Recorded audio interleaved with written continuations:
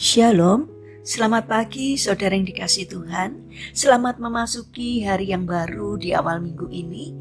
Kiranya saat ini saudara sekalian dalam keadaan baik dan diberkati Tuhan. Sebelum kita mendengarkan firman Tuhan dan renungan, marilah kita berdoa. Tuhan Allah Bapa yang Maha Kasih, kami sungguh bersyukur atas kebaikan dan kemurahan-Mu. Karena Engkau Tuhan yang selalu memberkati dan melindungi kami, sehingga kami pada pagi hari ini dalam keadaan baik. Terima kasih atas setiap penyertaan-Mu, sehingga kami selalu merasakan pertolongan Tuhan. Jika saat ini kami akan mendengarkan firman-Mu, urapilah kami dengan Roh Kudus-Mu, agar kami dapat mengerti dan mempunyai pemahaman yang benar akan apa yang Tuhan sampaikan kepada kami melalui firman-Mu. Di dalam nama Tuhan Yesus Kristus kami berdoa. Amin. Saudara yang dikasihi Tuhan, bacaan firman Tuhan saat ini diambil dari kitab Mazmur pasal yang ke-9 ayat yang ke-19.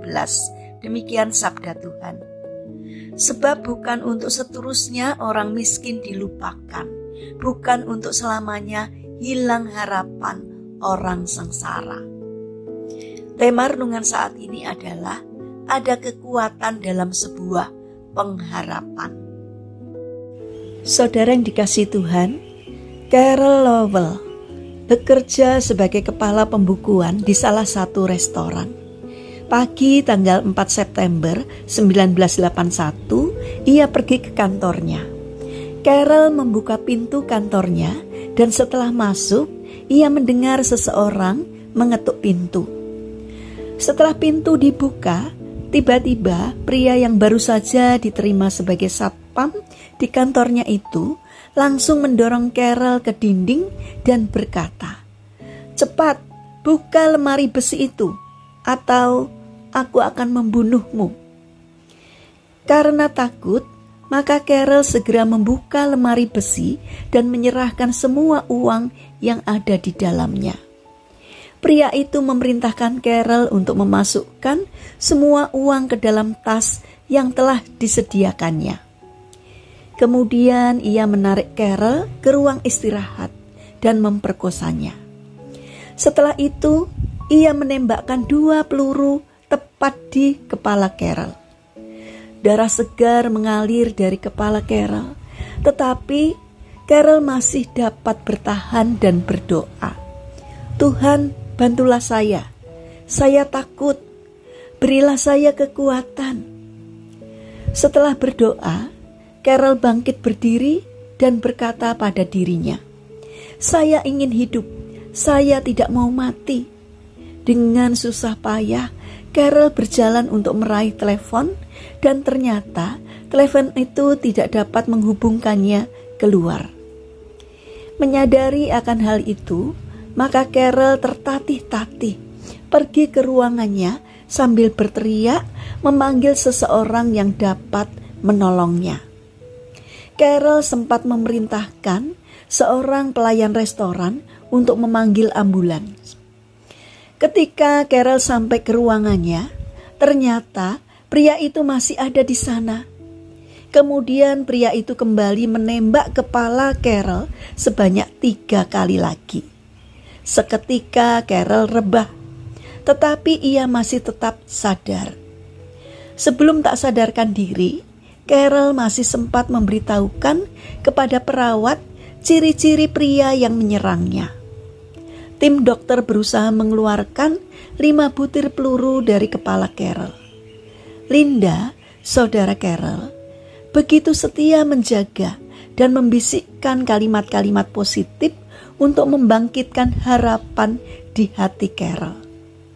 "Carol, kau akan segera pulih. Kau pasti berhasil melalui masa kritis.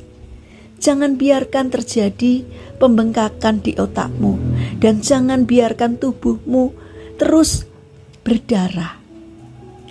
Tim dokter heran karena tidak terjadi pembengkakan pada otak Carol. Berminggu-minggu lamanya Carol dirawat di unit gawat darurat dan Linda terus membisikkan kata-kata pengharapan kepadanya. Selama 6 bulan, Carol menjalani berbagai operasi dan perawatan. Akhirnya ia dapat berjalan kembali, walaupun salah satu lengannya kehilangan fungsinya. Carol mengungkapkan rahasia kekuatan hidupnya dengan kalimat, "Hanya doa dan pikiran positif yang membangkitkan harapan saya, sehingga saya tetap hidup." Saudara yang terkasih, pengharapan akan membuat kita tetap bertahan dan terus bertekun dalam doa. Pengharapan menjauhkan kita dari pandangan yang pesimis dan sikap pengecut yang selalu lari dari kenyataan hidup. Karena besarnya kekuatan sebuah pengharapan, maka Kongres Psikiatri yang ada di Madrid, Spanyol menghasilkan sebuah kesimpulan. Kekuatan tunggal penyembuhan yang paling penting adalah harapan. Harapan untuk sembuh, harapan untuk mengasihi dan dikasihi, dan harapan untuk berhasil.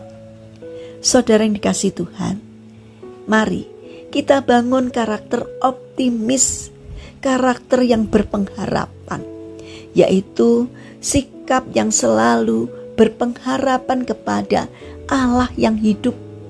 Apapun situasi dan kondisi yang kita alami, tetaplah berpengharapan kepada Tuhan Allah yang hidup, yang kita percayai, karena imanlah yang memberikan kehidupan. Mari kita berdoa.